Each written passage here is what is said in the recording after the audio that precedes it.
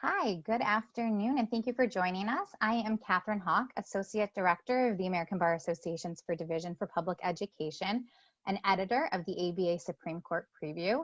This afternoon, I have the pleasure of being joined by Elizabeth Slattery. Elizabeth is the Senior Legal Fellow at the Pacific Legal Foundation, and she's a frequent contributor to the ABA Supreme Court Preview.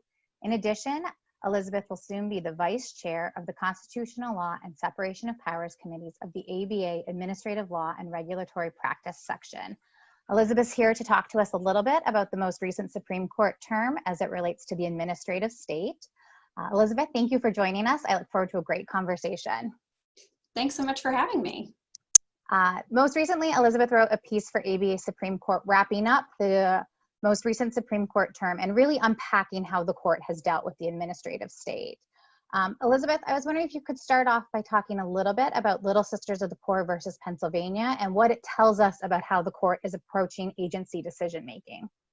Sure. So it was obviously a big historic term, and we're going to talk about three major cases from the last term that all involved efforts by the Trump administration, in some cases with the help of private parties, to turn back things that were put in by the Obama administration. These include creation of the CFPB, the DACA immigration program, and the contraceptive mandate that came from Obamacare. So first up is Little Sisters of the Poor. That's the case involving the HHS contraceptive mandate. And the court upheld the Trump administration's creation of moral and religious exemptions from a regulation that was created during the Obama administration pursuant to the Affordable Care Act that mandates employers pay for or facilitate contraceptive coverage in employees' health insurance plans. So Pennsylvania and New Jersey had sued to try to stop these religious and moral exemptions from going into effect. And their main argument was that the proposed exemptions were nearly identical to the ones that the administration ultimately adopted after the public notice and comment period.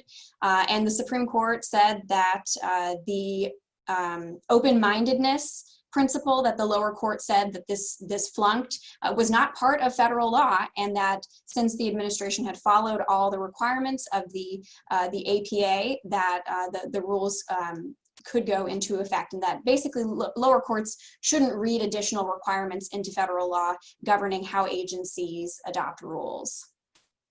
What do you think this case portends for future cases on the ACA?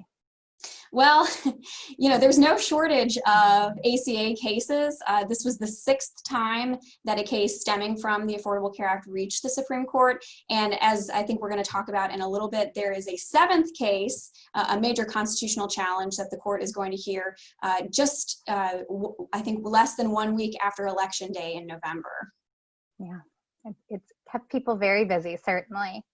Definitely. What I think is so interesting about these APA cases is that they frequently touch on very hot button or very center public awareness, social justice issues. So as you mentioned, Little Sisters of the Poor dealt with ACA and contraceptive coverages.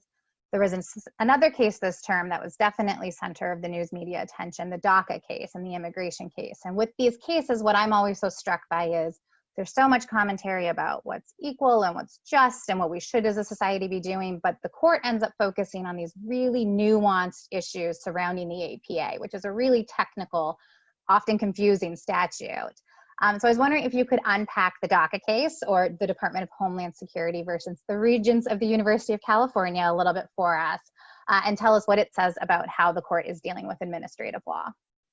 Sure. So the DACA case, this was a challenge to the Trump administration's attempt to roll back the DACA program that President Obama put in place in 2012. I think many listeners are probably familiar with this, but this was the immigration program that would defer deportation for childhood arrivals who had lived in this country, you know, for most of their lives. So I think one of the really interesting things about this case is that everybody agreed that the administration could roll back the program. It was put in place through an exercise of prosecutorial discretion, and so the administration, a future administration, could exercise that same discretion to roll back the program. But what the Supreme Court ultimately held was that the Trump administration's decision to roll back the program amounted to what's called arbitrary and capricious agency action in violation of the APA, because the agency failed to consider certain interests, such as the reliance interests of DACA recipients, at the time that it made the decision to roll it back. Now, this action was challenged in court almost immediately in several district courts across the country, and this resulted in the agency, the DHS, putting out a second memo explaining further its reasoning for rolling back the program. When it got to the Supreme Court, though, a majority of the justices said, we can't look at that second rationale. We have to look at what the agency said at the time that it made the decision. 4 of the justices dissented, including Justice Thomas, and he argued that the fact that the original DACA program, there was a pretty good argument that it's unlawful and unconstitutional. That was all the justification DHS needed to revoke the program.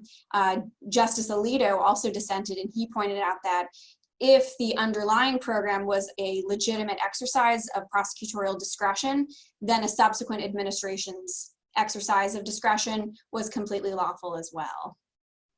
So I think what's interesting with this one is it as you said, it wasn't necessarily getting at the underlying program. Everyone agreed that this was something that, could be pulled back. It was just the process to pull it back.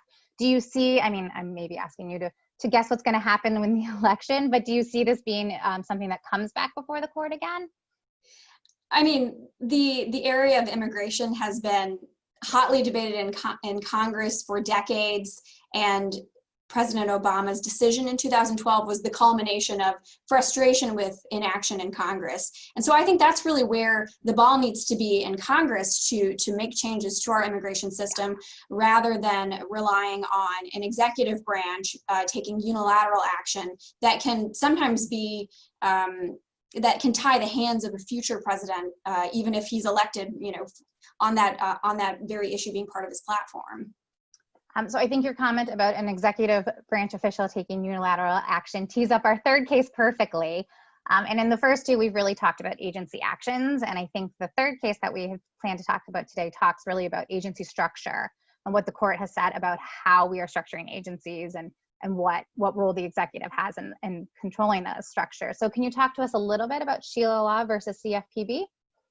Yeah, so this was the case challenging the structure of the CFPB, which Congress created I believe in 2010.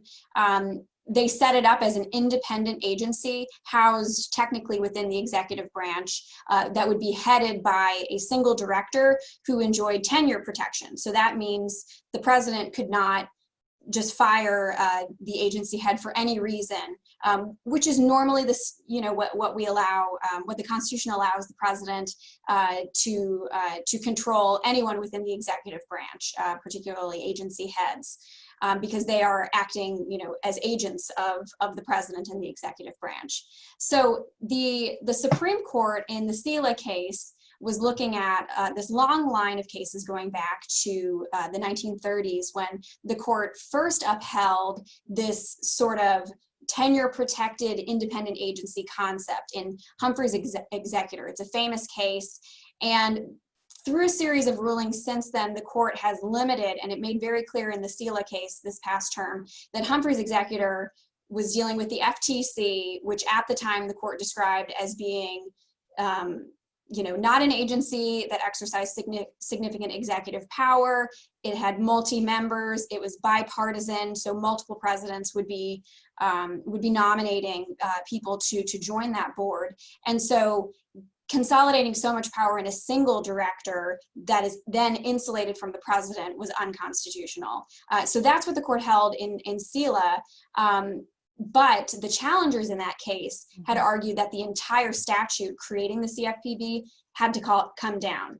And ultimately, in the majority opinion by Chief Justice Roberts, the court declined to invalidate the entire law, instead just sort of erasing that part of the tenure protection provision from the statute. And this is an issue that that is going to come up very soon again in a case in the next term. So with the little bit of time we have left, I would love to hear your thoughts on what you think are going to be the big cases before the court this coming term, including the case you just referenced, and how we might be seeing trends from this last term and the court dealing with the administrative state bleeding over into this next term. So certainly the follow-on, the sequel to the SELA case, Collins versus Mnuchin, is a challenge to another federal agency that Congress created around the same time as the CFPB, that also has a single director, and that one could be, very similar. I don't think that the court is going to, after having ruled in SELA that this type of structure is unconstitutional, that they'll then change their minds in the Collins case. But I think the issue of severing part of the statute and whether that actually provides relief to the challengers, because both of these cases, Collins and SELA, were brought not by the president, they were brought by private parties, and so fixing the tenure provision doesn't really give them any remedy, in court. So I think that's going to be the interesting thing about that case. But I think the biggest case is going to be the Obamacare case. 7th time the Affordable Care Act has come before the justices, and this is another major constitutional challenge to it. So in the original constitutional challenge, NFIB versus Sebelius, which was years ago now, John Roberts wrote the majority opinion upholding the individual mandate provision, saying that even though Congress said it wasn't a tax, even though President Obama said it wasn't a tax, the court was going to determine that it was a tax for the purposes of its constitutionality. In 2017, Congress eliminated the tax penalty associated with the individual mandate.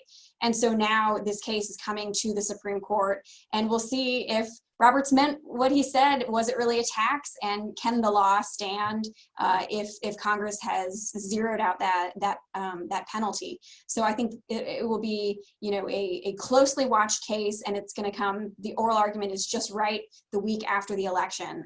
So it'll be an exciting case to watch. It'll be another one where we're closely watching the chief during oral argument for every little tick and comment, and yeah, it'll be an exciting term. Well, thank you, Elizabeth, so much for joining us today. My thanks to the Government Affairs Office for partnering with the Division of Public Education and asking us to coordinate this program. It's been great fun to work with Elizabeth and the GAO staff, and we look forward to doing more programs like this. For more information about what the GAO has to offer, I encourage you to visit ambar.org/grassroots. And Elizabeth, have a great day. Thank you for having me.